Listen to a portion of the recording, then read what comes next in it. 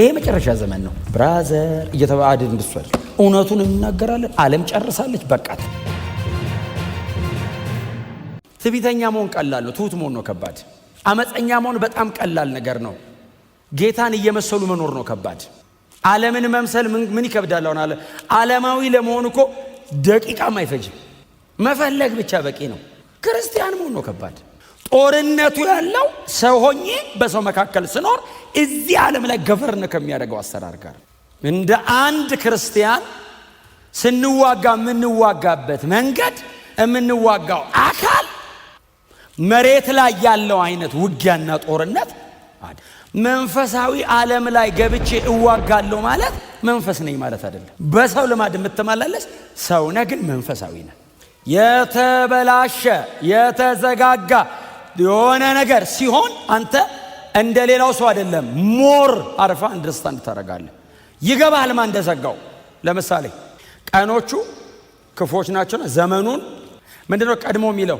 እንግዲህ እንደ ጥበበኞች እንጂ ጥበብ እንደሌላቸው ሳይሆን እንዴት እንድትመላለሱ በጥንቃቄ ተጠበቁ ካለ በኋላ ቀኖቹ ክፎች ናቸውና ዘመኑን ዋጁ።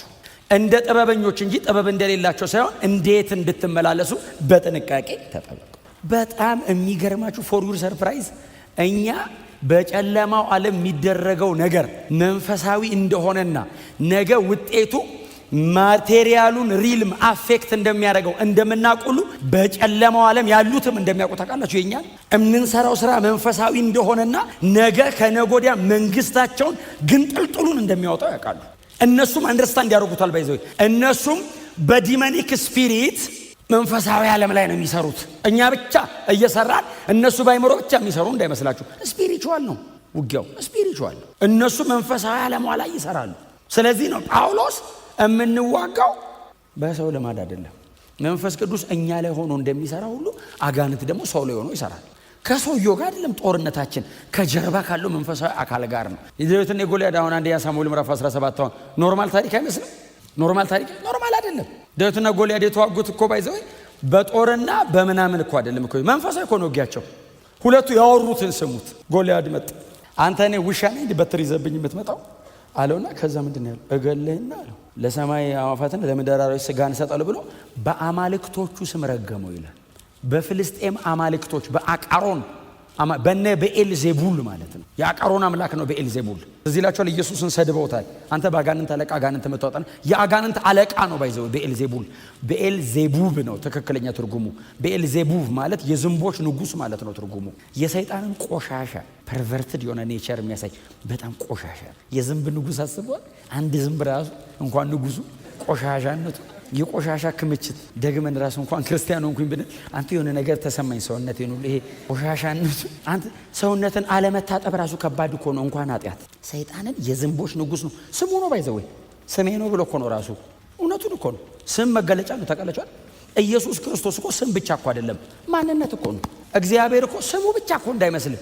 ስም ማን ነው አሉት? እኔ አለ። አይ ማን ነው ስም? እኔ ነኝ። እኔ ነኝ ማንነቱ ነው ስሙ። ያለና የሚኖር በለኝ። ያለና የሚኖር የሚባል ስም የለም፣ ማንነት ነው። ዘላለማዊ ነኝ። በምን ትሰበስበኛለህ አለው። ወደዛም ወደዚህም ዘላለም ነኝ እና ማለ በለ ያለና የሚኖር በለኝ። የኛ አምላክ ብቻውን ያኖረናል፣ በማንም አይኖርም። እርሱ በራሱ ሕይወት አለው፣ ሁሉ ከእርሱ በቀዳው ይኖራል። በአማልክቶቹ ስም ሲረግሙ ዳዊትስ እጥላለሁ አይደለም ያለው፣ በተገዳደርከው በዚህ ህዝብ አምላክ በእስራኤል ጭፍሮች አምላክ በእግዚአብሔር ስም እመጣብሃል። አይ ስፒሪቹዋል ነው። አሁን የሚበልጠው አምላክ ነው የሚያሸንፈው። የጎልያድና የዳዊት ሳይዝ አይደለም። ምንም ሳይታለም የተፈታ ነው። ጎልያድና ዳዊትን ለግጥሚያ ማታቀርባቸውም፣ ለድርድርም አይመች። ምንም ወሬ ራሱ አይወራም። ጎልያድና ዳዊት ማን ይበልጣል ተብሎ። ጦርነቱ ግን የአማልክት ስለሆነ ነው ዳዊት ያሸነፈው። እግዚአብሔር በልጦ እንጂ ዳዊት በጣም ስማርት ሆኖ አይደለም። ዘንድሮም እንደዛ ነው ባይዘው። የውጊያ ስልቱ አልተቀየረም። አምላካችን ስለሚበልጥ ነው እያሸነፈን የምንቀጥለው። ከተማውን እንቆጣጠራለን፣ ወንጌል ያሸንፋል ስንል እንዴ ከኛ የተሻለ ስንት አንደበተ ርቱዕ አለ እግዚአብሔር የለም ብሎ ሊያሳመን የሚታገል። እኛ በመንደረድረው ቃል አይደለም፣ አብሮን የሚሰራ የትንሣኤ መንፈስ አለ። ጴጥሮስ በምን ይመስልሃል? የአይሁድ ሸንጎን ውልቅልቁን እኮ ነው ያወጣው። ታውቃለህ? እስኬለተኑን በታተነው ጴጥሮስ ቆሞ። ይሄ ያልተማረ አንደበቱ ራሱ አታየውም? ግርድፍ ነው ቋንቋው ሲሉ ግን ይላል ከጌታ ጋር እንደነበሩ መጽሐፍ እንዲለ ጴጥሮስም ሊናገር ሲጀምር የእግዚአብሔር መንፈስ በላዩ ላይ ወረደ ይላል። መንፈስ የሚባል ነገር አለ አጠገባችን። ብቻችንን አይደለንም። ስናወራ እላዩ ላይ ይቀመጣል። ሰነጠቃቸዋ። ሰውየው ሰብኮ ገረፉት ይላል። ሲገረፍ ባይዘው አንዳንዶቹ በጣም አተምተው ይላሉ። ለምን? በኋላ ቸርች ይሄዳሉ። የሚበዙት ለዚህ እምነት ታዘዙ ይላል። ቀጥሎ ለምን ሲሰብክ ኦሬዲ የተወሰኑት ናቸው አስገራፊና ሐናና ቀያፋ፣ ሌሎቹ እንዳይጎዳው በእናት የከሳቱ ፕሮግራም ላይ እኮ እንሄዳለን። ግን ጥሏቸውን ሄዶ ታውቃለህ? እንዲሰነጠቀው ሸንጎ መንፈስ ዓለም የፈለገውን ይሁን፣ እግዚአብሔር ከኛ ጋር። እግዚአብሔር ከኛ ጋር ከሆነ ደግሞ ማን ይቃወመናል? ተነጋግረን አይደለም፣ በግድ እየተንበረከከ እንቀጥላለን። ተነጋግረን ይሄ መጨረሻ ዘመን ነው ብራዘር እየተባለ እንድሷል እውነቱን እንናገራለን። ዓለም ጨርሳለች፣ በቃት። ኢየሱስ ክርስቶስ ጌታ ነው። ጳውሎስ ምንድነው ያለው? የምንኖረው በዚህ ዓለም ቢሆንም አለ። ቀጥሎስ የምንዋጋው በዚህ ዓለም ስልት አይደለም ይላል። ያኛው ምንድነው የሚለው? እንደ ሰው ልማድ አንዋጋም። ጳውሎስ ጌታ ይባርከው። በእውነት የተባረከ ነው እሱ፣ ሰማይን ይባርከው። በእውነት ምን አይነት ሰው ነው! እንዴት አይነት ሪች ነው! ማወቅ አንድ ነገር ነው፣ ያወቀውን መግለጥ ሌላ ነገር ነው። በእውነት እግዚአብሔር እንደዚህ ሰው ብዙ ነገር ይስጠን።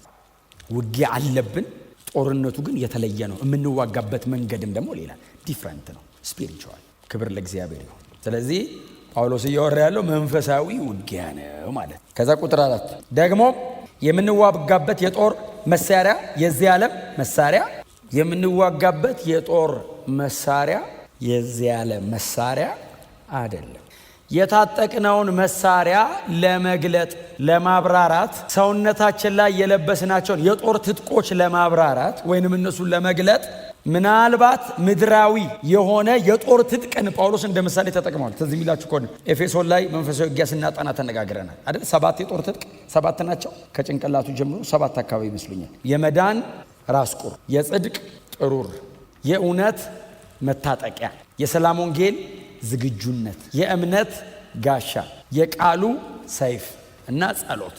7 አሁን የጦር ትጥቆቹን ስታያቸው ጳውሎስ ብዙ ጊዜ እንደዚህ አይነት ውጊያዎች ምናምን ሲጽፍ እስር ቤት ሆኖ ነው የጻፈው። በተለይ ኤፌሶን ሲጽፍ እስር ቤት ሆኖ ስለጻፈው የሚጠብቀውን ሮማዊ ወታደር እያየ ነው አይደል የጻፈው። እስር ቤት ውስጥ ሆኖ ስለሆነ የሚጽፈው ሰውየው ራሱ አይ ለምን እንደምትይ በደንብ ነው እያዩ ያለ ተቀል ወገቡ ምን ልበለው እውነት ሲወጣ ምን ሊያደርገኝ ይላል ሰውየው ራሱ አያውቅም። እድለኛ ሰውዬ ነው።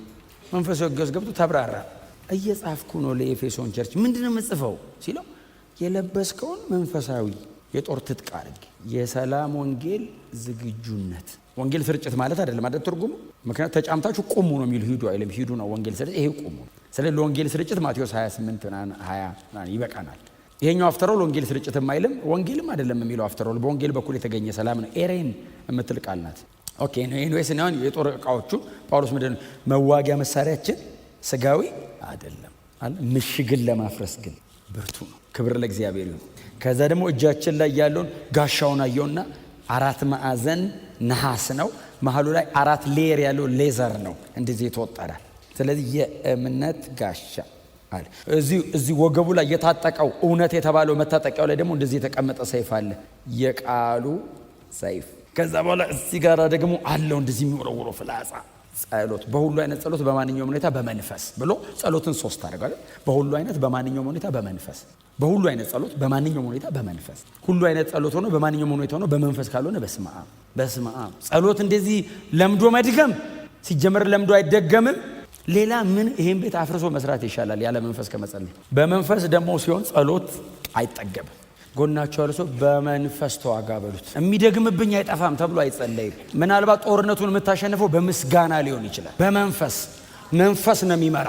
አባቶቻችን ሊዋጉ ሲወጡ ማን ያ ኳይር አሰልፍ ያለው? መዘምራን ኢዮሳፍጥ ማለት መዘምራንን አሰልፋቸዋለሁ። ያ ሁሉ ሚሊዮን ወታደር ሊወጋው ቆሙ። መዘምራን አልብሳቸውና አለ እንደዚህ የኳይር ልብስ አልብሳቸዋለሁ። እሺ ጦር ሜዳ ማል ንግቡ እኔ እሱስ እሺ ምሪቱን እሱ ተቀብሏል። ኳይሩ የሚገርም ኳይር ንግቡ ሲላቸው ለሱ በተገለጠው መገለጥ እነሱ እሺ አሉ። እምቢ ቢሉም ያው ንጉሱ ነው፣ ያው ጦርነቱ የሚሆነው እምቢ ቢሉም ያው ተመሳሳይ።